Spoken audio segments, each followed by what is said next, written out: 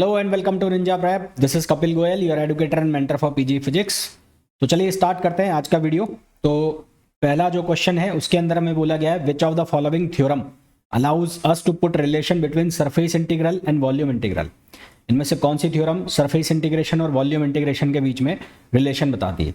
तो Gauss divergence theorem आपको पता भी है कि ये सरफेस और वॉल्यूम इंटीग्रेशन को कनेक्ट करती है, सरफेस इंटीग्रेशन को वॉल्यूम इंटीग्रेशन में कन्वर्ट करती है। इसी तरह से स्टोक्स थ्योरम जो है वो लाइन इंटीग्रेशन को सरफेस में कन्वर्ट करता है। तो हमें पूछा गया है सरफेस इंटीग्रेशन का वॉल्यूम इंटीग्रेशन से, तो हमारे पास आंसर क्या आ जाएगा, गाउस थ्योरम आ जाएगा। इसको लिख किस तरह से सकते हैं वो आप देख रहे हैं साइड में, यहाँ पर लिखा हुआ है मोमेंट ऑफ इनर्शिया इज। तो मोमेंट ऑफ इनर्शिया हमें बताना है, जो ऑप्शंस दिए गए हैं उनमें से कौन सा मोमेंट ऑफ इनर्शिया को सेटिस्फाई कर रहा है। तो हमें लिखा हुआ है के ई यानी कि काइनेटिक एनर्जी, या हमें पता है कि kinetic energy rotational kinetic energy, ये जो है ये कौन सी है, रोटेशनल काइनेटिक एनर्जी। तो रोटेशनल काइनेटिक एनर्जी बराबर होती है हाफ आई ओमेगा स्क्वायर। तो हमें किसकी वैल्यू चाहिए, आई की। तो आई किसके बराबर हो गया, 2 इंटू के ई अपॉन ओमेगा स्क्वायर। तो ऑप्शन कौन सा मैच कर रहा है, बी ऑप्शन मैच कर रहा है, इसलिए ये इसका आंसर हो जाएगा। Next, a particle is constraint to move on a circumference of a circle, the number of degree of freedom of the circle. एक पार्टिकल है जो एक सर्कमफेरेंस यानी कि इसकी सर्कमफेरेंस हो गया इसकी परिधि, इसी के ऊपर वो घूम रहा है, तो उसका डिग्री ऑफ फ्रीडम कितना होगा। तो पार्टिकल की जो पोजीशन है सर्किल पे वो उसको डिस्क्राइब किया जाता है, किया जा सकता है एक सिंगल पैरामीटर से, वो सिंगल पैरामीटर से उसको डिस्क्राइब किया जा सकता है। और जो होगा एंगल थीटा, यानी कि केवल और केवल ये एंगल ही बनाएगा और एंगल के साथ साथ ये घूमता रहेगा। रेडियस तो फिक्स हो जाएगी क्योंकि सर्कमफेरेंस पे बैठा है, तो यहाँ ये रेडियस तो हो गई फिक्स। अब ये कहीं भी घूमता रहेगा तो केवल और केवल एंगल से इसको डिफाइन हम कर सकते हैं। तो इसको डिफाइन करने के लिए केवल एक पैरामीटर चाहिए जो हो गया इसका एंगल, इसलिए इसकी डिग्री ऑफ फ्रीडम कितनी हो जाएगी, 1 हो जाएगी। नेक्स्ट क्वेश्चन है कि इफ फाई साइक्लिक कोऑर्डिनेट, यदि फाई साइक्लिक कोऑर्डिनेट है तो इनमें से कौन सा सही है। साइक्लिक कोऑर्डिनेट जो है उसको हम मिसिंग कोऑर्डिनेट भी कहते हैं। साइक्लिक कोऑर्डिनेट जो है उसको हम मिसिंग कोऑर्डिनेट भी कहते हैं। तो मिसिंग कोऑर्डिनेट के लिए हम क्या लिखते हैं, del L upon del phi, यानी कि del L upon del Q अगर आप करें तो उसका डिफरेंशिएशन, अगर क्यू साइक्लिक कोऑर्डिनेट होता है तो हम उसके लिए लिखते हैं del L upon del q equals to 0। तो फाई साइक्लिक कोऑर्डिनेट है तो उसके लिए क्या बनेगा, डेल एल, एल मतलब लैग्रेंजियन है, तो del L upon del phi की वैल्यू क्या आ जाएगी, 0। तो इसका मतलब हमारे पास जो सही आंसर है वो कौन सा आ जाएगा, बी आ जाएगा। नेक्स्ट क्वेश्चन पे आइए। Two vectors A and B are perpendicular to each other. दो वेक्टर ए और बी एक दूसरे के परपेंडिकुलर होंगे जब उनका डॉट प्रोडक्ट क्या होता है, 0 होता है। तो डॉट प्रोडक्ट यहाँ पर हमने क्या कर दिया, 0 कर दिया। नेक्स्ट है the number of flip flop needed to divide the input frequency by 32 is. कितने फ्लिप फ्लॉप चाहिए यदि इनपुट फ्रिक्वेंसी को हमें 32 से डिवाइड करना है। तो एक modulus N counter divide the input frequency by N. N counter जो है वो इनपुट फ्रिक्वेंसी को किससे डिवाइड करता है, एन से डिवाइड करता है। अब हमें कितना चाहिए, 32 चाहिए। कितना चाहिए, 32। तो 32 बनाने के लिए कितना करना पड़ेगा हमें, 2 की पावर 5, क्योंकि 5 बिट का काउंटर अगर हम लेंगे तो 5 बिट का काउंटर, तो 2 पावर कितना कर दिया, 5, तो 2 पावर 5 कितना हो गया, 32 हो गया। ठीक है, तो each flip flop represent 1 bit in the counter. एक फ्लिप फ्लॉप कितनी बिट रिप्रेजेंट करता है, 1 बिट रिप्रेजेंट करता है काउंटर के अंदर। तो एन काउंटर को डिवाइड इनपुट फ्रिक्वेंसी से कितने से करते हैं, एन से। तो 32 के लिए कितना चाहिएगा, 32 से चाहिएगा। तो हमारे पास आंसर कितना आ गया, 32। यानी कि मेनली जो ये लाइन है, a modulus N counter divide the input frequency by N, ये एन मैं दोबारा से लिख देता हूं। तो एन के लिए एन से डिवाइड कर रहे हैं तो हमें कितना चाहिए, 32 चाहिए। तो कितने से डिवाइड कर दिया, इसको 32 से ही डिवाइड कर दिया। तो आंसर हमारे पास कितना आ गया, 32। Next, the path of alpha particle in Rutherford scattering. Rutherford scattering में हमारे पास ये फॉर्मूला बन के आता है पाथ का, ये R equals to P upon epsilon cos theta minus 1। और ये जो ट्रेजेक्ट्री बनती है, ट्रेजेक्ट्री बनती है हाइपरबोला की। ये ट्रेजेक्ट्री किसकी होती है, हाइपरबोला की। इसलिए जो पाथ ट्रेस होता है वो कौन सा होता है, हाइपरबोला ट्रेस होता है किसके अंदर, रदरफोर्ड स्कैटरिंग के अंदर। नेक्स्ट क्वेश्चन में पूछा है the following Bragg reflection are absent for FCC crystal. FCC crystal के लिए इनमें से कौन सा ब्रैग रिफ्लेक्शन एब्सेंट होता है। तो simple cubic lattice each plane satisfy Bragg diffraction. जब मैं सिंपल क्यूबिक लैटिस की बात करता हूं तो हर एक प्लेन ब्रैग्स डाइफ्रैक्शन को सेटिस्फाई करता है। जब मैं बीसीसी की बात करता हूं तो बीसीसी में H प्लस के प्लस एन, एल जो है वो इवन होना चाहिए। H के एल जो हमारे इंडाइसेस होते हैं उनका सम क्या आना चाहिए, इवन आना चाहिए, और वो प्लेन्स प्रेजेंट हैं। ऑप्शंस जो हमें दिए हैं जैसे 2 0 0, तो इनका सम कितना आ रहा है, इवन आ रहा है। 2 2 0, इसका सम कितना आ रहा है, इवन आ रहा है। ठीक है, और एफसीसी के अंदर क्या होना चाहिए, एच के एल, ऑल ऑड और ऑल इवन, या तो सभी सभी ऑड हो और या सभी इवन हो। तो हमारे पास जो आंसर है वो कौन सा आ गया, 1 0 0। तो आप यहाँ देखो 1 1 1 1 1 1 में सभी ऑड है, तो ये प्रेजेंट होगा एफसीसी में। अब यहाँ 1 0 0 में देखो तो 1 0 0 ये क्या हो जाएगा, एब्सेंट हो जाएगा, क्योंकि ये इसको फुलफिल नहीं कर रहा है। या तो ऑल ऑड होने चाहिए या ऑल इवन होने चाहिए। यदि हमें जो ब्रैक्स रिफ्लेक्शन रखना है या ब्रैक्स डायफ्रैक्शन रखना है किसके अंदर, एफसीसी के अंदर, तो एच के एल सभी या तो ऑड हो या सभी इवन हो। बीसीसी के अंदर सभी इवन, यानी इनका सम जो है वो इवन है तो ही वो प्रेजेंट होंगे, तो वो बी और सी सेटिस्फाई कर रहे हैं। इसी तरह से जो डी है वो एफसीसी को सेटिस्फाई कर रहा है, ए जो है वो किसी को सेटिस्फाई नहीं कर रहा है, और हमें एफसीसी क्रिस्टल के लिए पूछा है ना। तो एफसीसी के लिए हमारे पास आंसर क्या आ जाएगा, हमारे पास आंसर आ जाएगा ए आ जाएगा। Next, an inclined plane makes an angle of 30 degree with the horizontal, a solid sphere rolling down the inclined plane from rest without slipping has linear acceleration. तो ये कुछ इस तरह का डायग्राम होगा जो यहाँ दिखाया है। तो जब लीनियर और रोटेशनल मोशन दोनों साथ में हो रहे हो तो उस केस में हम एक्सेलरेशन इस तरह से लिखते हैं, ये फॉर्मूला हम लिखते हैं, A equals to G sine theta upon 1 plus K square upon R square, जहाँ के जो होता है वो होता है जायरेशन रेडियस, है ना, रेडियस ऑफ जायरेशन जो के की वैल्यू होती है। अब एंगल जो हमें दिया हुआ है कितना दिया हुआ है, 30 डिग्री, तो इसको हमने लिख दिया जी sign 30 degree upon 1 plus K square upon R square.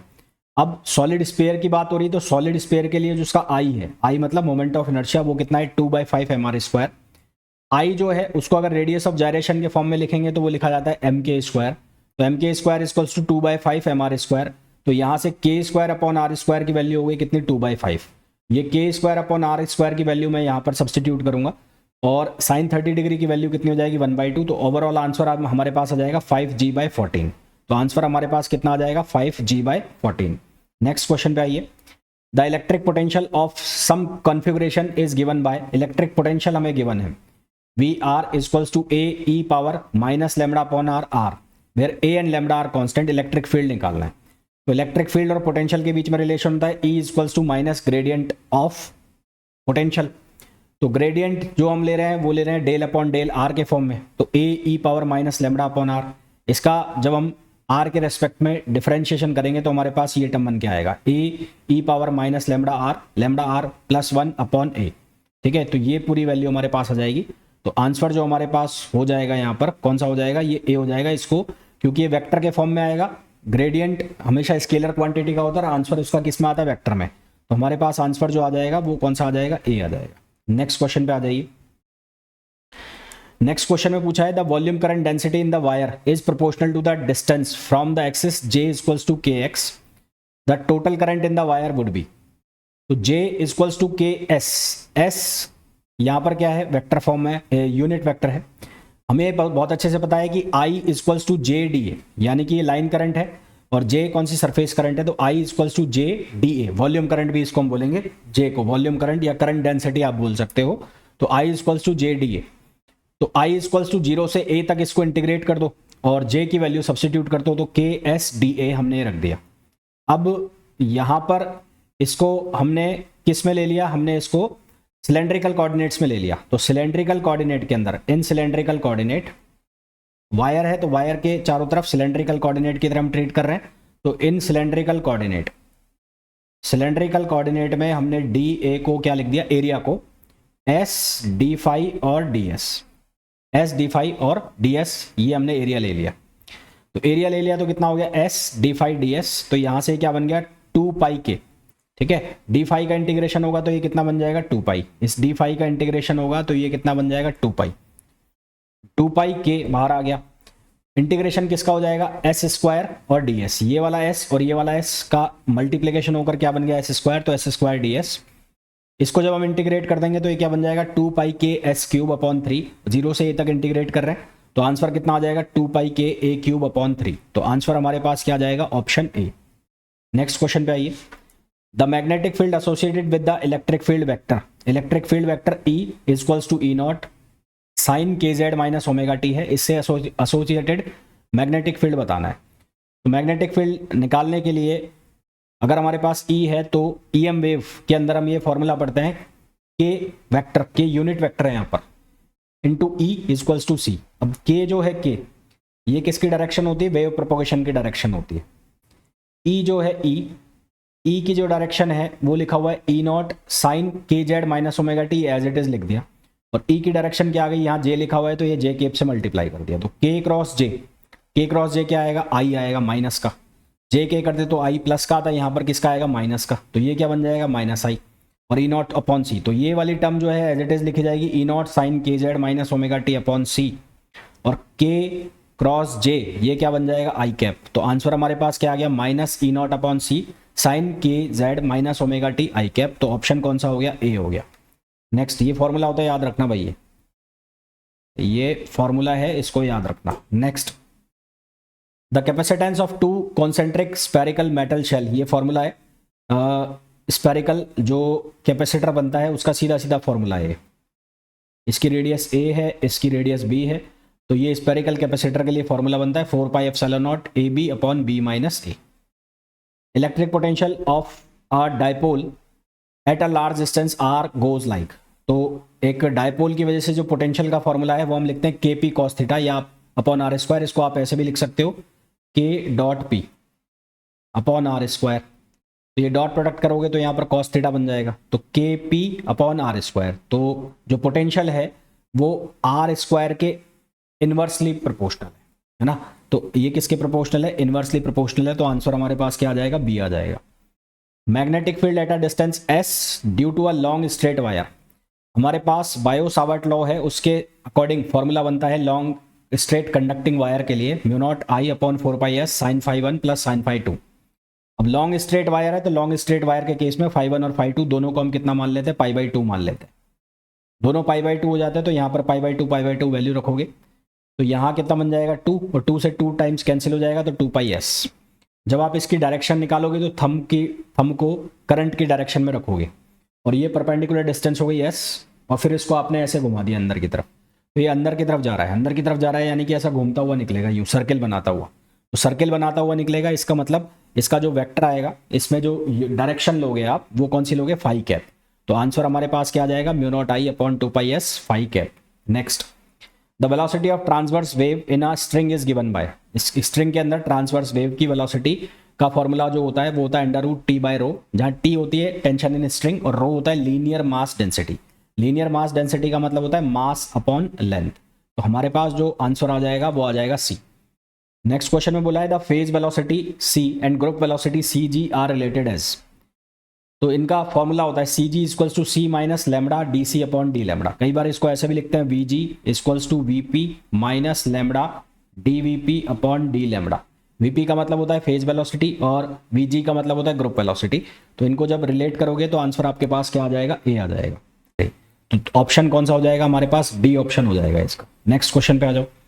Postulate of special theory of relativity are applicable to, तो postulate of special theory of relativity applicable होते हैं इनर्शियल फ्रेम्स के लिए, तो हमारे पास आंसर कौन सा आ जाएगा, सी आ जाएगा। नेक्स्ट है rest mass of photon is, तो फोटोन का रेस्ट मास क्या होता है, 0, तो सही आंसर कौन सा हो जाएगा, 0 हो जाएगा। Next, at what velocity the kinetic energy of a body is equals to its rest mass energy, तो हमारे पास जो फॉर्मूला होता है टोटल एनर्जी का अकॉर्डिंग टू रिलेटिविस्टिक थ्योरी, वो फॉर्मूला होता है E equals to E plus kinetic energy. ये फॉर्मूला होता है ना, E इक्वल्स टू rest mass energy plus kinetic energy, rest mass energy plus kinetic energy. तो काइनेटिक एनर्जी को हमने लिख लिया, E की वैल्यू कितनी होगी भाई, ये फॉर्मूला होता है, मैं यहाँ लिख के बता देता हूँ एक बार, E equals to M naught C square plus K E. तो E की वैल्यू हमने ये लिख दी, तो के ई का वैल्यू कितना बन गया, M C square minus M naught C square. अब ये जो m है इसको हमने लिख दिया M naught upon under root 1 minus V square upon C square minus M naught C square.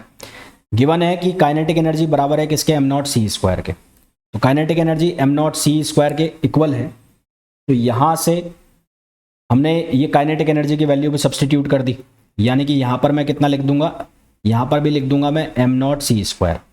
तो एम नॉट सी स्क्वायर 2 हो गया और M naught C square cancel हो जाएगा, तो हमारे पास बचेगा क्या, 1 upon under root 1 minus V square upon C square equals to 2, ये बच जाएगा। इसको सिंप्लीफाई करोगे तो यहाँ से वेलोसिटी की वैल्यू आएगी c√3/2, तो ये वैल्यू आ गई। नेक्स्ट है of the twin brother theory है, उसका क्वेश्चन पूछा गया है कि एक रिलेटिविस्टिक ट्यूर पे जाता है और वापस आता है, तो उसको जो टू ट्विन ब्रदर्स हैं, one goes on relativistic tour and come back the brother on tour, तो जो टूर पे गया है ब्रदर वो कैसा हो जाएगा, छोटा हो जाएगा, क्योंकि टाइम डायलेशन के कारण उसका टाइम स्लो हो जाएगा, तो वी क्या हो जाएगा, ये छोटा रहेगा, become younger. Next, the ratio of most probable velocity cm, average velocity c average and root mean square velocity crms of the molecule and ideal gas. तो इसका मैंने आपको फॉर्मूला बताया हुआ है राम करके। तो सबसे पहले नंबर पे होती है हमारे पास रूट मीन स्क्वायर 3RT/m, फिर हमारे पास होती है एवरेज √8RT/m, और फिर होती है मोस्ट प्रोबेबल √2RT/m। हमें जो पूछा है वो पूछा है मोस्ट प्रोबेबल, एवरेज और CRMS। तो most probable √2RT/m, average √8RT/m πm, और RMS √3RT/m। इनका रेशो निकाल लो, तो रेशो निकालोगे तो आंसर आएगा 1 रेशो 1.128 और रेशो 1.224, ये रेशो आएगा। ठीक है, और अगर आप इसको ध्यान से भी देखो तो ये इंक्रीजिंग ऑर्डर में है, और यहाँ पर जो मैं राम आपको कई बार बताता हूँ, तो यहाँ पर राम मतलब RMS, और दूसरे नंबर पे आता है एवरेज, और सबसे लास्ट में आता है मोस्ट प्रोबेबल। तो आपको अगर ये सॉल्व भी नहीं करना है तो यहाँ से भी पकड़ सकते हो। इसको उल्टा लिख दिया, इसको ऐसे लिख दिया है M A और R ऐसे लिखा हुआ है। ठीक है, उल्टा लिख के पूछ लिया बस। नेक्स्ट क्वेश्चन पे आ जाओ। अ black body at temperature T emits radiation at peak wavelength lambda. If the temperature of black body becomes 4T, the new peak wavelength. तो वीन्स डिस्प्लेसमेंट लॉ होता है एक, आपको पता होगा। तो वो फॉर्मूला क्या होता है, lambda max T equals to B। तो यहाँ से हम लिख सकते हैं λ2/λ1 इक्वल्स टू T1/T2। तो λ2/λ1 इक्वल्स टू हो जाएगा T/4T, क्योंकि T2 की वैल्यू 4T है, तो यहाँ से λ2 इक्वल्स टू हो जाएगा λ/4। नेक्स्ट क्वेश्चन में बोला है if U, H, F and G represents internal energy, Helmholtz free energy, enthalpy and Gibbs free energy respectively, then which of the following is correct thermodynamic relation. हम ये पढ़ते हैं, first law से del Q equals to DU plus PdV। Second law से हम पढ़ते हैं del Q equals to TdS। तो डेल Q की जगह हम क्या लिख देंगे, TdS लिख देंगे। TdS equals to DU plus PdV। तो DU किसके बराबर हो जाएगा, TdS माइनस PdV। DU किसके बराबर हो जाएगा, TdS minus PdV, which is option A. Next question में पूछा है an oscillator is nothing but amplifier. तो एक ऑसिलेटर एक एम्पलीफायर है जिसमें फीडबैक जो हम यूज करते हैं पॉजिटिव फीडबैक यूज करते हैं, है ना। ऑसिलेटर के अंदर नेगेटिव फीडबैक हम यूज नहीं करते, पॉजिटिव फीडबैक यूज करते हैं। नेक्स्ट क्वेश्चन में पूछा है depletion region in PN junction consist of. तो डिप्लीशन रीजन में कौन से जो आयंस होते हैं, तो वो होते हैं इमोबाइल्स आयन, है ना। कौन से होते हैं, इमोबाइल्स आयन होते हैं डिप्लीशन रीजन के अंदर। तो आंसर कौन सा आ जाएगा, डी आ जाएगा। Next, to use transistor as amplifier. तो ट्रांजिस्टर को एम्पलीफायर की तरह अगर आपको यूज करना है तो उसका जो कलेक्टर बेस जंक्शन है वो रिवर्स बायस में होना चाहिए, और एमिटर बेस जंक्शन जो है वो किस में होना चाहिए, फॉरवर्ड बायस में। आप इसको ऐसा भी बोल सकते हो, ऑन होना चाहिए एमिटर बेस जंक्शन, और जो कलेक्टर बेस जंक्शन है वो ऑफ होना चाहिए। तो सही आंसर हमारे पास आ जाएगा सी। नेक्स्ट क्वेश्चन में बोला है which one of the following is incorrect Boolean expression. पहले एक्सप्रेशन में लिखा है P bar Q plus PQ equals to Q। ठीक है, तो इसमें हम Q कॉमन ले लें तो ये लिखा जाएगा P बार प्लस P, और P बार प्लस P की जो वैल्यू है वो बन जाएगी 1। P बार प्लस P की जो वैल्यू है वो बन जाएगी 1। ये 1 हो गया, तो हमारे पास आंसर क्या आ गया, Q आ गया। तो हमें इनकरेक्ट पूछा है, ये तो करेक्ट हो गया। दूसरा लिखा है P प्लस Q बार और P प्लस Q। तो P प्लस Q बार को P प्लस Q से मल्टीप्लाई करेंगे तो हमारे पास बनेगा PP plus PQ plus Q बार P प्लस QQ बार। तो QQ बार तो हो जाएगा 0।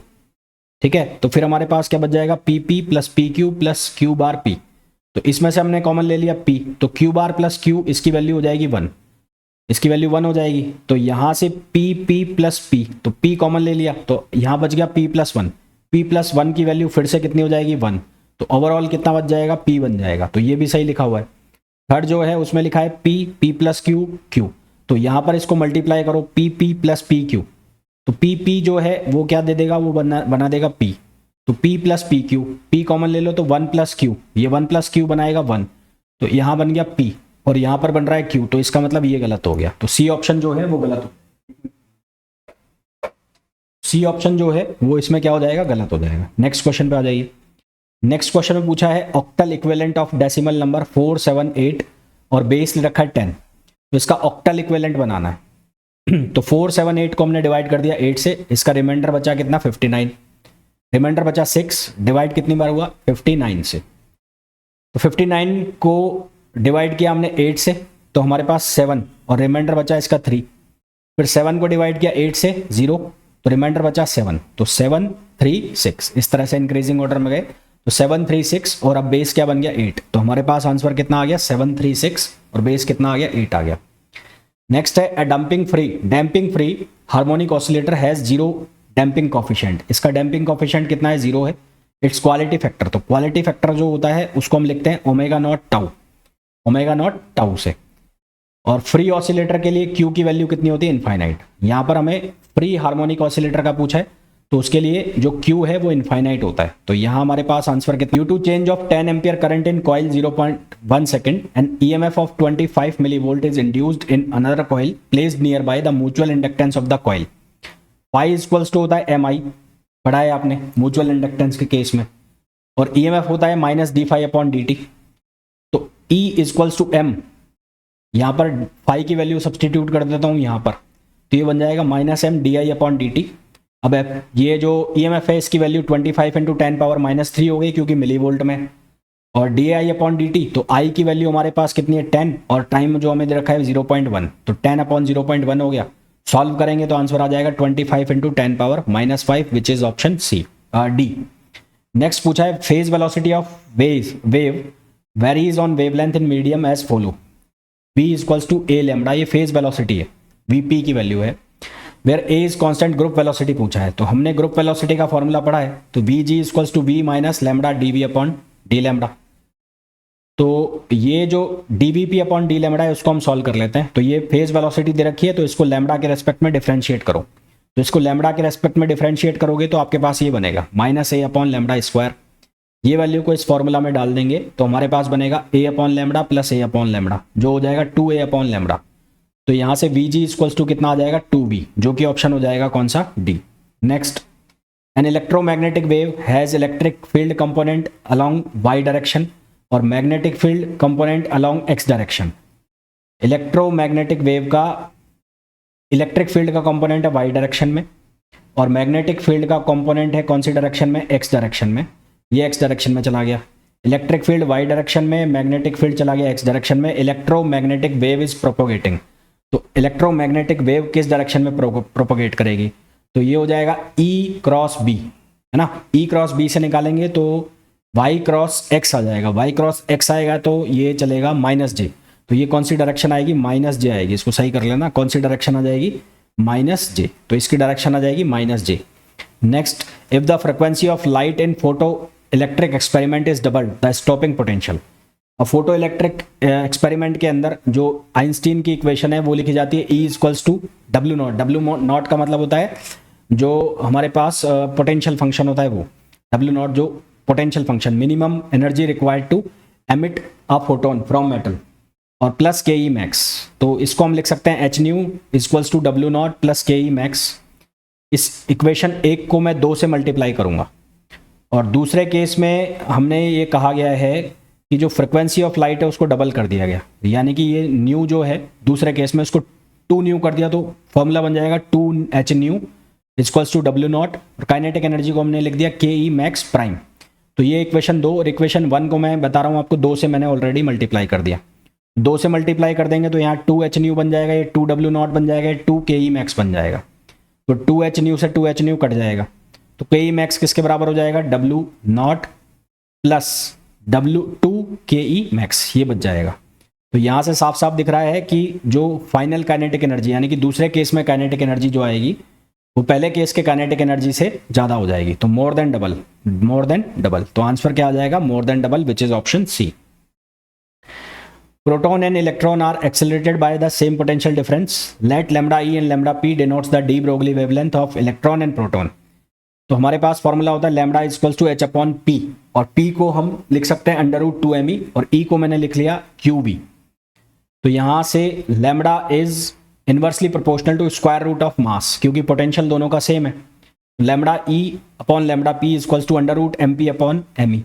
मास ज़्यादा होता है प्रोटॉन का किसके कंपैरिजन में, इलेक्ट्रॉन के कंपैरिजन में। तो यहाँ से साफ साफ दिख रहा है कि जो इलेक्ट्रॉन की वेवलेंथ है वो ज़्यादा हो जाएगी इससे प्रोटॉन की वेवलेंथ से। तो आंसर हमारे पास क्या आ जाएगा, बी आ जाएगा। तो इसका आंसर क्या आ जाएगा, बी आ जाएगा। Next, the wavelength of radiation emitted when He plus makes a transition from state n equals to 3 to n equals to 2, 3 से 2 में ट्रांजिशन हो रहा है तो वेवलेंथ बताना है। फॉर्मूला यूज किया 1/λ RZ square 1/n1 square minus 1/n2 square. He plus है, हीलियम है, Z की वैल्यू 2 हो गई तो यहाँ हो जाएगा ये 2। एक मिनट रुकना, 2 का स्क्वायर हो जाएगा यहाँ 2 का स्क्वायर हो जाएगा, ये 2 का स्क्वायर, तो ये 2 का स्क्वायर हो गया।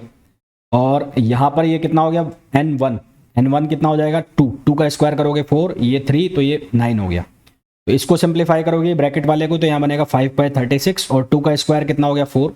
तो इसको जब हम सिंप्लीफाई करेंगे पूरा तो हमारे पास आंसर आएगा 164.0 नैनोमीटर, ये आंसर हमारे पास आ जाएगा। Next question, equation of plane that is tangent to surface XYZ -8 equals to 0 at the point 1 to 4। जब हमें इस तरह के क्वेश्चन मिले, जब हमें प्लेन टेंजेंट निकालना हो, प्लेन के पर टेंजेंट निकालना हो तो कैसे करते हैं, जो पॉइंट हमें दिया है तो उसके लिए लिख दिया मैंने पहले x-1, फिर लिख दिया मैंने y-2, फिर लिख दिया मैंने z-4। फिर हमें क्या करना है, जो हमारे पास प्लेन बन रहा है उसका x के साथ डिफरेंशिएट करो, उसको x वाले के साथ लिख दो, उसको y के साथ डिफरेंशिएट करो, उसको y वाले के साथ लिख दो, उसको z वाले के साथ डिफरेंशिएट करो, उसको z वाले के साथ लिख दो, और जो पॉइंट दिया है उसके ऊपर उसकी वैल्यू निकाल लो। यानी कि जब आप d∅/dx करोगे और ये पॉइंट की वैल्यू सब्सटीट्यूट करोगे तो आपके पास यहाँ बनेगा 8। इसी तरह से जब आप d∅/dy निकालोगे, ये पॉइंट की वैल्यू सब्सटीट्यूट करोगे तो आपके पास क्या बन जाएगा, यहाँ पर ये, यहाँ पर मैंने वैल्यू नहीं रखी, वैल्यू रख देता हूँ, yz लिख दिया मैंने यहाँ पर। तो यहाँ पर d∅/dy करोगे तो d∅/dy करोगे तो xz बनेगा, और xz बनेगा तो x की वैल्यू है 1 और z की वैल्यू है 4, तो यहाँ हो जाएगा 4 हो जाएगा 4। इसी तरह से z-4 और d∅/dz करोगे तो xy बनेगा, तो यहाँ बन जाएगा 2। इसको सॉल्व करेंगे तो ये बन जाएगा 4x + 2y + z equals to 12, जो कि इक्वेशन हो जाएगा कौन सा, बी। नेक्स्ट है, अ 3x3 matrix A has trace 5, इसका ट्रेस कितने का है, 5 का है। Which of the following can be possible set of eigen value of A, इनमें से कौन आइगन वैल्यू हो सकता है A का। तो 3x3 का मैट्रिक्स है जिसका ट्रेस कितना है, 5 है। तो मान लो इसकी आइगन वैल्यू है λ1 λ2 λ3, तो उसका सम किसके बराबर आना चाहिए, 5 के बराबर आना चाहिए। अब जो हमें सेट दिए हैं जितने भी, उनको आप इसमें डालकर देख लो, जिनका सम 5 आ रहा है वही हमारा आंसर हो जाएगा। तो यहाँ पर डी ऑप्शन इसको सेटिस्फाई कर रहा है, तो आंसर क्या हो जाएगा, डी हो जाएगा। Next, the commutator of x² px, तो x px का जो कम्यूटेशन होता है वो आता है आयोटा h कट। इसी तरह से अगर आपको लिखा है x⁴n px, तो उसका कम्यूटेशन होगा n iota h cut x⁴n-1। तो यहाँ n की जगह हो गया स्क्वायर, तो यहाँ n का क्या आ जाएगा, 2 आ जाएगा, और x⁴n-1 की जगह कितना रह जाएगा, x रह जाएगा। ये सीधा सीधा फॉर्मूला है, इसको आप याद भी कर सकते हैं, है ना, इससे आपको क्वेश्चन करने में टाइम नहीं लगेगा। नेक्स्ट पूछा है, Poynting vector has the dimension of, तो पॉइंटिंग वेक्टर की डायमेंशन क्या है, तो पॉइंटिंग वेक्टर क्या होता है, पावर पर यूनिट एरिया। अब भाई इसको कैसे लिखते हो, E क्रॉस H, H को आप लिख सकते हो B/μ, तो ये बन जाता है power upon area. Next question पे आ जाइए। एक ट्रांजिस्टर है, ट्रांजिस्टर के लिए करंट गेन दिया हुआ है उसका 0.99, कॉमन बेस एम्पलीफायर है, लोड रेजिस्टेंस दिया हुआ है, डायनामिक रेजिस्टेंस दिया हुआ है एमिटर जंक्शन का। तो लोड रेजिस्टेंस का मतलब है RC, कैपेसिटेंस का जो रेजिस्टेंस है वो हमें दिया हुआ है, इनपुट रेजिस्टेंस दिया हुआ है 50। तो वोल्टेज गेन का फॉर्मूला हमारे पास होता है V0/Vi, और V0/Vi को फर्दर सॉल्व करें तो ये बनता है IR अपॉन आउटपुट में और अपॉन IR इनपुट में। तो I का जो रेशो है, यानी कि करंट गेन का जो रेशो है वो हमें दे रखा है अल्फा, अल्फा की वैल्यू है 0.99, ये अल्फा है, और ये आउटपुट का रेजिस्टेंस हो गया इनपुट का, तो ये 0.99 यहाँ पर वैल्यू रख दी। आउटपुट का रेजिस्टेंस हो गया 4.5, ये कितना हो गया 4.5 किलो ओम, 4.5 × 10³ अपॉन 50, तो आंसर आ गया हमारे पास 89.1, जो कि ऑप्शन हो गया ए। नेक्स्ट है, बाइनरी इक्विवेलेंट निकालना है 13.65625 का, इसका बाइनरी इक्विवेलेंट निकालना है। बाइनरी इक्विवेलेंट कैसे निकालोगे इसका, सबसे पहले तो इसमें ये वाला जो टर्म है 13, इसको ले लिया मैंने, 13 को 2 से डिवाइड किया, 2 × 6 = 12, रिमाइंडर कितना बच गया 1, फिर 6 को 2 से डिवाइड किया, रिमाइंडर कितना बच गया 0, फिर 3 को 2 से डिवाइड किया तो रिमाइंडर कितना बच गया 1, 2 × 2, फिर 1 को 2 से डिवाइड किया, रिमाइंडर यहाँ कितना बच गया, रिमाइंडर 1। तो इसको जब सॉल्व कर रहे हैं तो ये कितना रहा है 1 1 0 1, तो 1101 यानी कि यहाँ पर भी है, यहाँ ये गलत हो रहा है, यहाँ पर केवल 110 है तो ये गलत हो रहा है। अब इन दोनों में से फ्रैक्शन वाला पार्ट चेक करना है। तो फ्रैक्शन वाले पार्ट के लिए क्या करोगे, फ्रैक्शन वाला पार्ट है 0.65625 को मल्टीप्लाई करो 2 से, तो इसको 2 से मल्टीप्लाई करोगे तो ये बनेगा 1.3125। तो इसका 1 ले लो बाहर, इसका 1 बाहर ले लिया यहाँ पर। फिर अब इसके पीछे कितना आ रहा है 0.3125, तो 0.3125 को मल्टीप्लाई कर दो 2 से, तो ये आएगा 0.625। तो इसका 0 यहाँ पर आ गया, ये 0 आ गया। अब 0.625 को मल्टीप्लाई कर दो 2 से, तो ये बनेगा 1.25। तो अब इसका 1 आ गया यहाँ पर। फिर अब ये 0.25 को मल्टीप्लाई कर दो 2 से, तो ये बन गया 0.50, ये 0.50 बना, तो अब इसका 0 आ गया यहाँ पर। अब 0.50 को मल्टीप्लाई कर दो 2 से, तो ये बन गया 1.00, अब इसका 1 आ गया यहाँ पर। अब 0 को 2 से मल्टीप्लाई कर दो तो 0.00, तो लास्ट में कितना आ गया 0। जब तक 0 ना आ जाए तब तक करते रहना है आपको। तो यहाँ पर 1 ये ऐसे चलना है, यहाँ पर तो 1101, और यहाँ पर कैसे चलना है MSB से LSB, यहाँ LSB से MSB चल रहे हो, यहाँ MSB से LSB, मोस्ट सिग्निफिकेंट से बिट से लीस्ट सिग्निफिकेंट बिट की तरफ चल रहे हो जब आप फ्रैक्शन पार्ट को सॉल्व कर रहे हो। 1010 कौन से में बन रहा है, यहाँ बन रहा है 10101। तो आंसर हमारे पास क्या हो गया, सी आंसर हो गया। नेक्स्ट क्वेश्चन पे आ जाओ। The number of bits in a nibble, nibble में कितने बिट्स होते हैं, तो 4 बिट्स होते हैं। निबल के अंदर कितने बिट्स होते हैं, 4। Slew rate of an ideal operational amplifier, ideal operational amplifier के लिए उसकी स्लू रेट क्या होती है, इनफाइनाइट होती है। कितनी होती है, infinite. Next, the eigen value of matrix, इसकी आइगन वैल्यू बताओ। तो इसकी आइगन वैल्यू कैसे निकालेंगे, सबसे पहले इसका डिटर्मिनेट निकाल लो। अब यहाँ पे सारे एलिमेंट्स सेम है, तो इसका डिटर्मिनेट कितना आएगा, 0 आएगा। तो डिटर्मिनेट किसके बराबर होता है, product of eigen value. Product कर लो, आइगन वैल्यू मान लो λ1 λ2 λ3, उसका प्रोडक्ट निकालोगे 0 आएगा। और सम जो निकालोगे ट्रेस के बराबर होना चाहिए, यानी कि 1 1 1 3 आना चाहिए। तो अब इसमें से देखो कौन सा वो बन रहा है, जैसे 2 1 0 करोगे तो 0 आएगा, और ये बन जाएगा 2 और 1 कितना हो रहा है, 3 हो रहा है। यहाँ 1 1 1 ये तो कैंसिल हो गया, और यहाँ 1 1 0 पर ये 2 बन रहा है। अब या तो ये है और या फिर ये है, तो फिर इसको हम चेक करेंगे। यहाँ देखो कितना बन रहा है, λ1 की वैल्यू अगर मैं 2 कर देता हूँ, λ2 की वैल्यू मैं 1 कर देता हूँ, 0 कर देता हूँ, तो प्रोडक्ट कितना आ रहा है, 0 आ रहा है। और ये 3 0 0 करता हूँ, सॉरी, फिर यहाँ सम करता हूँ तो 2 + 1 3, तो यहाँ पर ये कितना आ रहा है, 3 आ रहा है। अब इन दोनों में से एक आपको चेक करना है, 3 0 0 में से और 2 1 0 में से, इन दोनों में से चेक करना है। इन दोनों में से चेक करना है, तो अब आप इसको कैसे सॉल्व कर सकते हो, अब इसको आपको ऐसे सॉल्व करना पड़ेगा, a - λI से। तो a - λI = 0 लगा के आपको सॉल्व करना है। तो यहाँ पर बनाओगे 1 - λ, ये बनेगा कितना 1, ये 1, ये बन जाएगा 1, ये 1 - λ 1, ये 1 1 1 - λ। अब ये डिटर्मिनेट को आपको सॉल्व करना है। इस डिटर्मिनेट को सॉल्व करने के बाद आपको लैम्बडा की वैल्यू मिल जाएगी। तो मेरे हिसाब से लैम्बडा की आपको जो वैल्यू मिलने वाली है वो वही मिलेगी, 300। एक बार चेक है, the field effective transistor FET is a, तो FET कौन से होते हैं, वोल्टेज कंट्रोल डिवाइस होते हैं, जबकि BJT जो है वो करंट कंट्रोल डिवाइस होते हैं। तो हमारे पास जो आंसर आ जाएगा वो आ जाएगा वोल्टेज कंट्रोल डिवाइस। नेक्स्ट है the DC load line of N amplifier circuit, एक एम्पलीफायर सर्किट के लिए DC लोड लाइन का कौन सा स्लोप होता है। तो ट्रांजिस्टर बाइसिंग की अगर मैं बात करूं, तो ट्रांजिस्टर बाइसिंग के लिए IC और VCE के बीच में हम क्या बनाते हैं, ग्राफ बनाते हैं। तो उसमें हमारे पास इक्वेशन बनती है VCC = ICRC + VCE, ये हमारे पास इक्वेशन बनती है जब हम इक्वेशन बनाते हैं ट्रांजिस्टर बाइसिंग में। इसको मैं ट्रांसपोज करता हूं तो ये बनेगा ICRC = VCC - VCE। डिवाइड कर दूं RC से तो ये बन जाएगा IC = VCC/RC - VCE/RC। तो ये जो ग्राफ है इसको आप इसकी तरह देखो, y = x। तो यहाँ y का काम कौन कर रहा है, IC, और x का काम कौन कर रहा है, VCE, ये x का काम कर रहा है। तो x के मल्टीपल में जो होता है वो होता है उसकी स्लोप, mx + c से देखोगे तो यहाँ स्लोप कितनी हो गई, -1/RC, तो नेगेटिव स्लोप आ गई। तो हमारे पास आंसर क्या आ जाएगा, नेगेटिव स्लोप। नेक्स्ट क्वेश्चन पे आइए, the packing fraction of diamond with face centre, तो डायमंड का जो पैकिंग फ्रैक्शन होता है वो 34% होता है। नेक्स्ट है K/σ ∝ T metal is known as, तो अगर ये रिलेशन स्टैब्लिश हो रहा है तो वो मेटल जो लॉ है वो कहलाता है वाइडमैन फ्रेंच लॉ। कौन सा कहलाता है, Wiedemann Franz law. Apparent length of a metre rod moving parallel to its length with velocity 0.6, apparent length के लिए निकालनी है, फॉर्मूला हमारे पास होता है L = L0 √1 - V²/c², √1 - V²/c², इसकी वैल्यू निकालोगे, ये वैल्यू निकालोगे तो ये बनेगा 0.8। तो एल नॉट की वैल्यू कितनी दे रखी है आपको 1, क्योंकि मीटर रोड बोला है। तो L इक्वल्स टू 1 इंटू 0.8 कर दो तो आंसर कितना आ जाएगा 0.8। तो आंसर कितना हो जाएगा 0.8 विच इज ऑप्शन ए। नेक्स्ट में आपको पूछा है एक्सरे ऑफ वेवलेंथ 10 पिकोमीटर। तो 1 पिकोमीटर इक्वल्स टू होता है 10 पावर -12 मीटर। तो हमारे पास जो कॉम्पटन वेवलेंथ है उसमें फॉर्मूला होता है डेल्टा लैम्बडा। डेल्टा लैम्बडा को हम क्या लिखते हैं लैम्बडा प्राइम माइनस लैम्बडा। तो लैम्बडा की वैल्यू है 10 पिकोमीटर।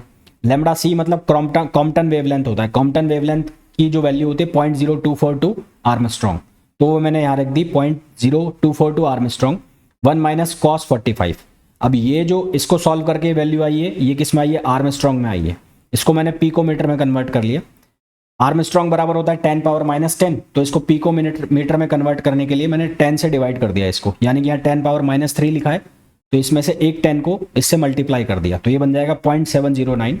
तो लैम्बडा प्राइम इक्वल्स टू 10 उधर चला जाएगा तो 10 ऐड हो जाएगा, तो कितना हो जाएगा 10.7 पिकोमीटर। तो आंसर हमारे पास आ जाएगा atom are 3 and 1 respectively. Then the magnitude of semi minor axis B in terms of semi major axis A.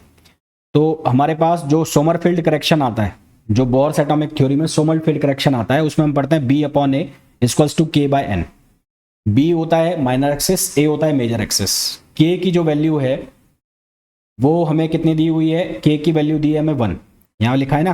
Principal quantum number की वैल्यू है 3 और जो अजीमुथल क्वांटम नंबर है उसकी वैल्यू है 1, तो ये हो जाएगा 1/3। तो यहाँ से b इक्वल्स टू हो जाएगा a/3। तो आंसर आ जाएगा हमारे पास कौन सा, बी आंसर आ जाएगा, ये बी आंसर आएगा, ये गलत है।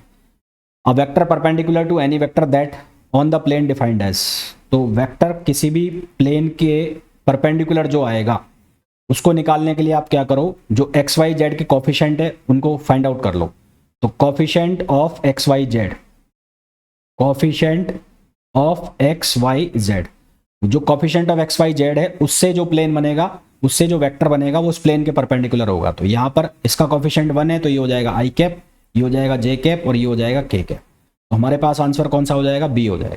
Next, in rotational Raman spectra the selection rule for diatomic molecule in ground state. Rotational Raman spectra में सिलेक्शन रूल बताना है for diatomic molecule in ground state में। तो selection rule for transition in a diatomic molecule in ground vibrational state are delta J equals to 0 +-3 +-1। तो यहाँ पर +-2 है, sorry +-2। तो हमारे पास कौन सा आंसर आ गया, 0 +-2। विच of the following molecules does not exhibit a rotational spectra. इनमें से किसके पास रोटेशनल स्पेक्ट्रा नहीं होता। हेट्रोन्यूक्लियर जो होगा वहाँ रोटेशनल स्पेक्ट्रा होगा, क्योंकि उनके पास परमानेंट जो डाइपोल मोमेंट है वो नहीं होता। किसके पास, होमोन्यूक्लियर के पास। तो ये जो है ये हेट्रोन्यूक्लियर है, इसके पास परमानेंट डाइपोल मोमेंट होगा तो ये रोटेशनल शो करेगा। इसी तरह से HBr है, यहाँ पर परमानेंट डाइपोल मोमेंट होगा तो ये भी रोटेशन शो करेगा। इसी तरह से HCl है, यहाँ पर भी परमानेंट डाइपोल मोमेंट है तो शो करेगा। H2 है जो ये होमोन्यूक्लियर बनाएगा, तो ये होमोन्यूक्लियर बनाएगा तो यहाँ पर परमानेंट डाइपोल मोमेंट नहीं होगा तो ये रोटेशनल शो नहीं करेगा। तो सही आंसर हमारे पास आ जाएगा B. Next, which of the following is not a strong bond.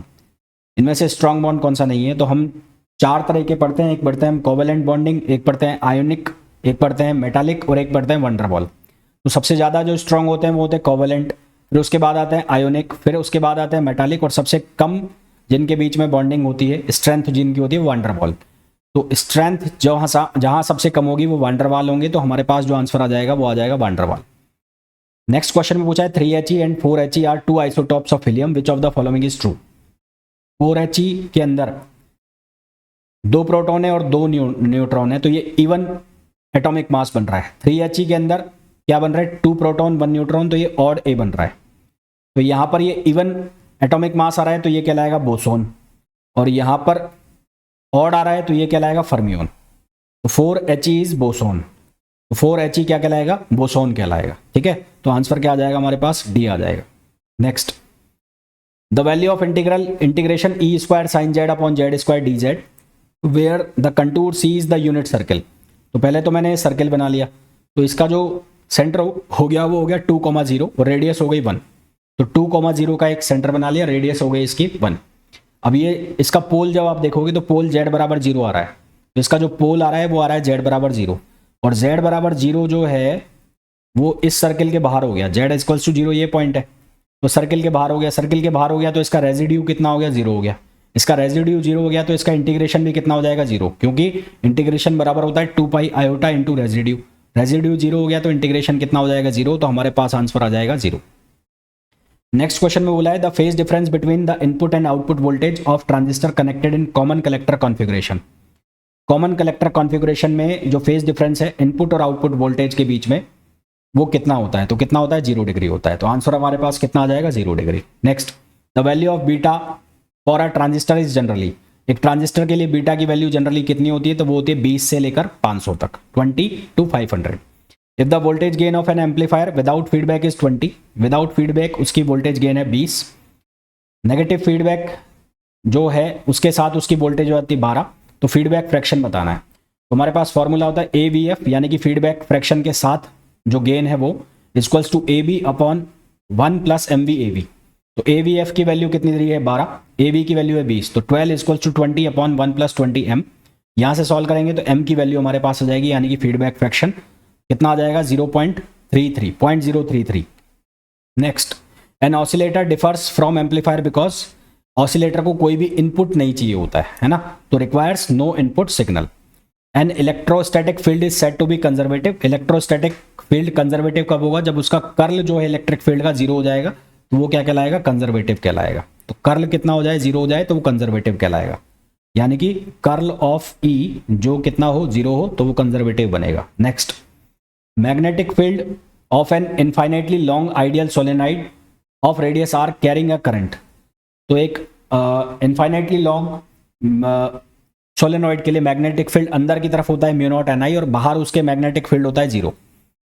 तो अंदर कांस्टेंट होगा और बाहर कितना होगा, 0 होगा। तो आंसर कितना आ जाएगा हमारे पास, ये C आंसर आ जाएगा। Next, the electric field of N electromagnetic wave is given bye, ये इलेक्ट्रिक फील्ड उसके दिए हुए हैं, मैग्नेटिक फील्ड बताना है। तो मैग्नेटिक फील्ड कैसे निकालेंगे, K कैप क्रॉस E।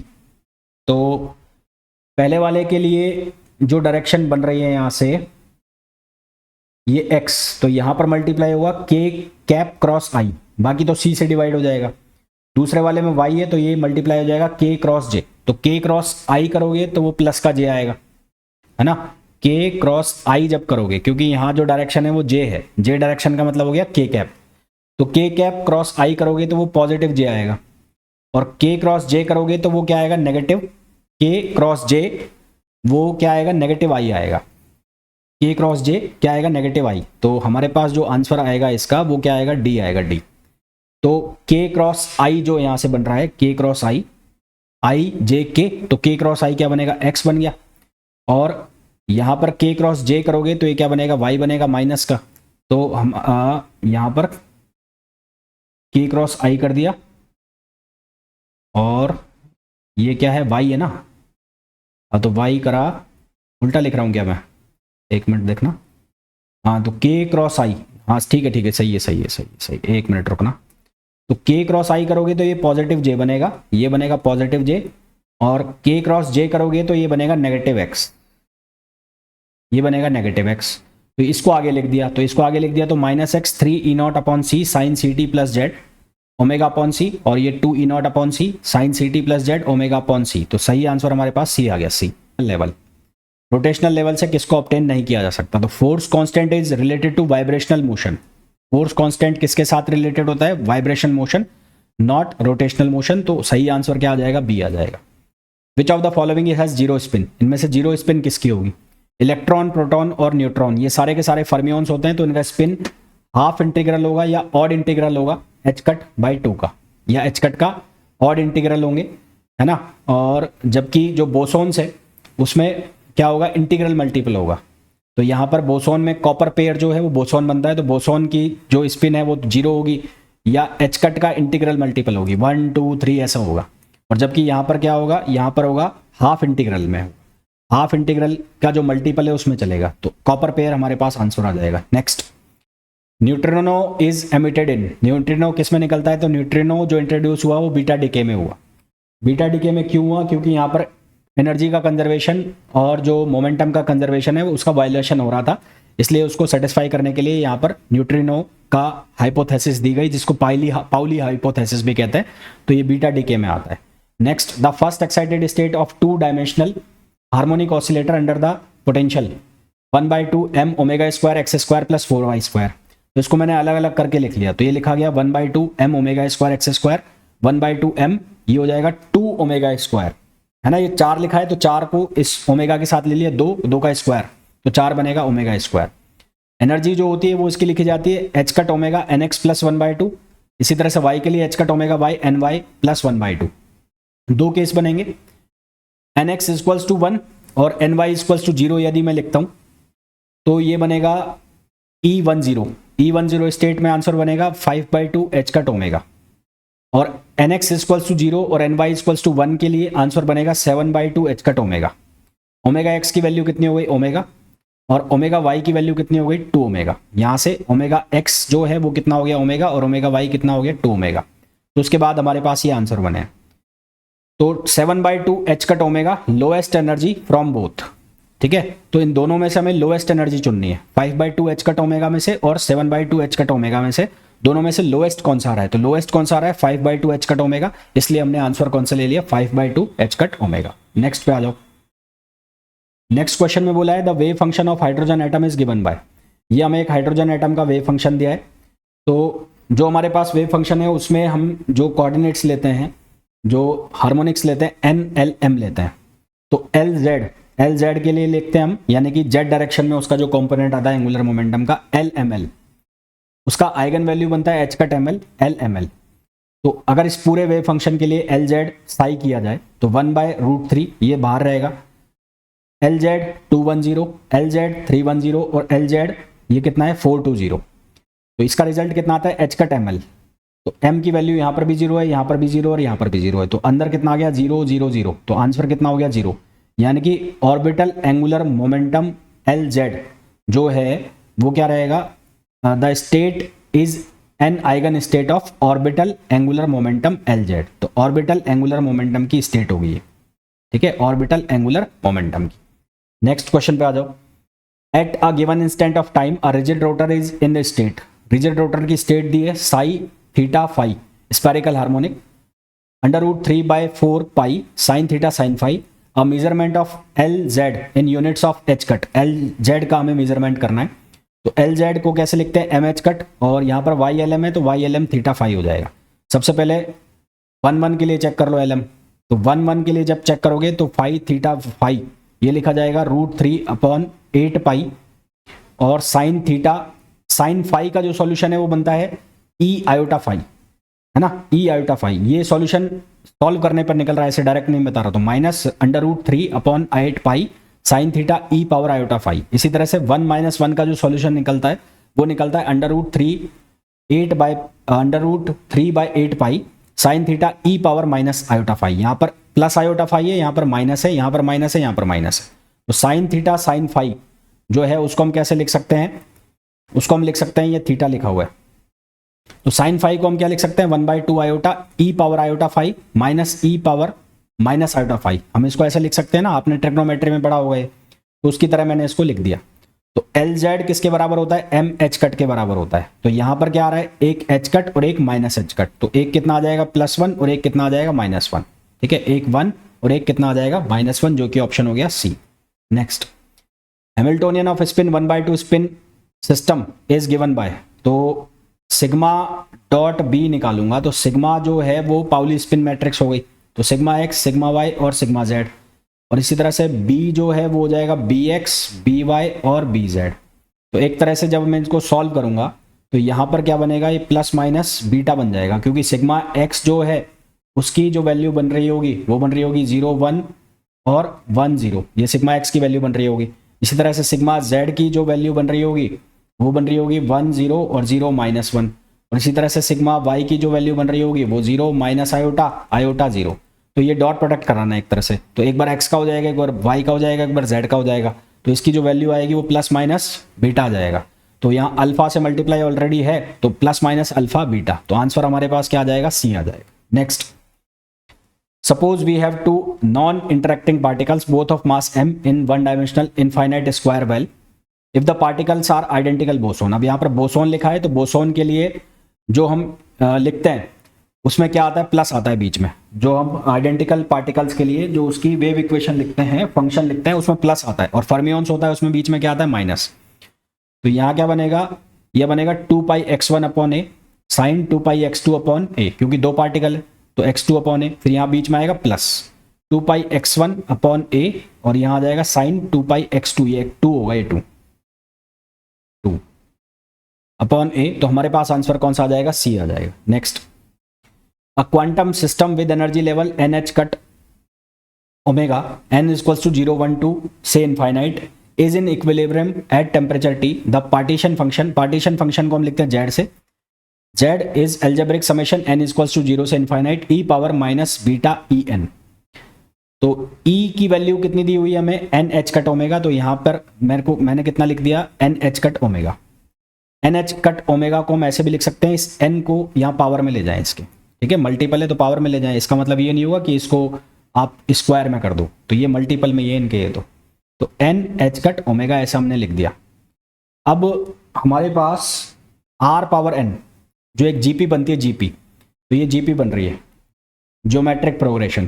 तो ज्योमेट्रिक प्रोग्रेशन में r पावर n जो इनफाइनाइट तक जा रहा है, तो उसका समेशन का फॉर्मूला होता है 1/1 माइनस r। तो इसी तरह से ये भी GP हो गया, इसको r की तरह देखो, तो ये r पावर n की तरह हो गया। तो यहाँ 1/1 माइनस r, तो इसका सॉल्यूशन क्या हो जाएगा, 1/1 minus E power minus beta H cut omega, minus beta H cut omega.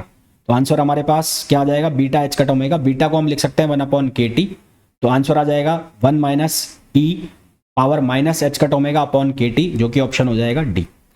Next, statistics of indistinguishable particles goes over to statistics of distinguishable particles.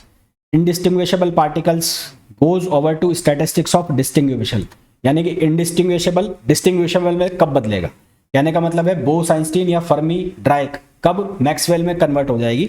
तो कब होगी, जब number of states is much larger than number of particles, यानी कि GI greater than NI जब हो जाएगा, तो जो बोस-आइंस्टीन है और जो फर्मी डायक है, there are 3 possible energy states for a system of 2 particles assuming Maxwell-Boltzmann distinguishable particle Bose-Einstein Fermi-Dirac statistics.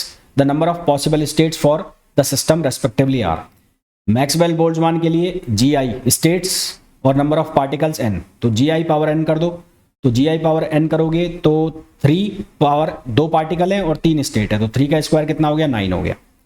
Bose-Einstein के लिए क्या होता है formula, NI plus GI minus 1 का factorial upon factorial NI GI minus 1 का फैक्टोरियल, तो factorial 4 upon factorial 2 answer कितना आ गया, 6 आ गया। तो ये तो सब गलत हो गए, तो पहला ही सही हो गया। और फर्मी डायक के लिए फॉर्मूला क्या लिखते हैं, factorial G upon factorial N G minus N का फैक्टोरियल, तो आंसर आ जाएगा 3।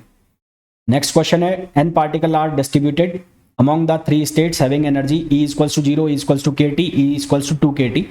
If the total equilibrium energy of system is 1000 kt, the value of n is closest to total energy algebraic summation of ni ei।